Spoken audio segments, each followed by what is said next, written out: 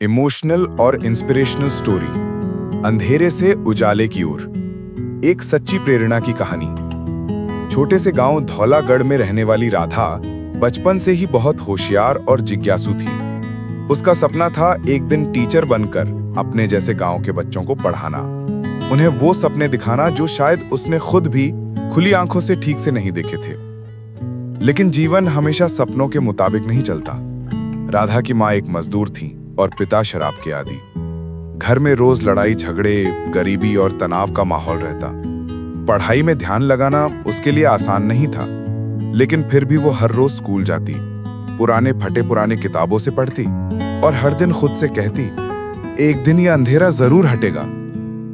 सपनों पर संकट।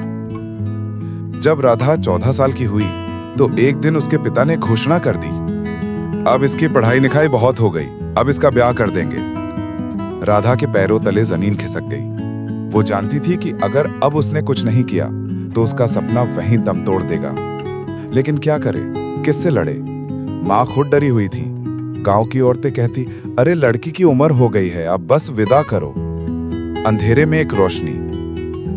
तभी उसके स्कूल की टीचर नीलिमा मैम ने उसकी हालत को समझा। नीलिमा जी खुद शहर से आई थी और गांव में बच्चों को पढ़ाने आई थी। उन्होंने राधा से पूछा, क्या तुम पढ़ना चाहती हो राधा? राधा की आंखों में आंसू थे, लेकिन जवाब मजबूत, हाँ मैम, बहुत पढ़ना चाहती हूँ, मैं टीचर बनना चाहती हूँ। नीलिमा मैम ने उसकी कहानी सुनी और फिर कुछ दिन बाद उसके घर गई।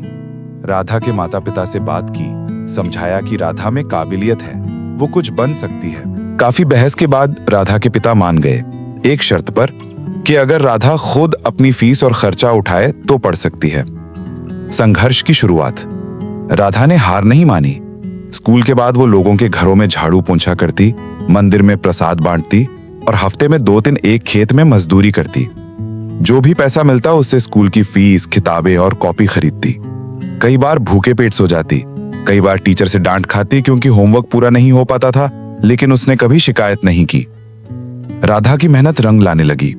10वीं में उसने 88% अंक हासिल किए और पूरे जिले में टॉप 10 में आई। गांव के लोग हैरान थे। सबने सोचा ये लड़की तो चमत्कार है। उसके बाद नीलिमा मैम ने उसे एक छात्रवृत्ति के लिए फॉर्म भरवाया और राधा को शहर के इंटर कॉलेज में फ्री एडमिशन मिल गया। वो अब गांव से दूर हॉस्टल में रहकर पढ़ने लगी। शुरुआत में शहर का माहौल, अंग्रेजी भाषा और हाई लेवल पढ़ाई उसे डराते थे, लेकिन उसने हार नहीं मानी।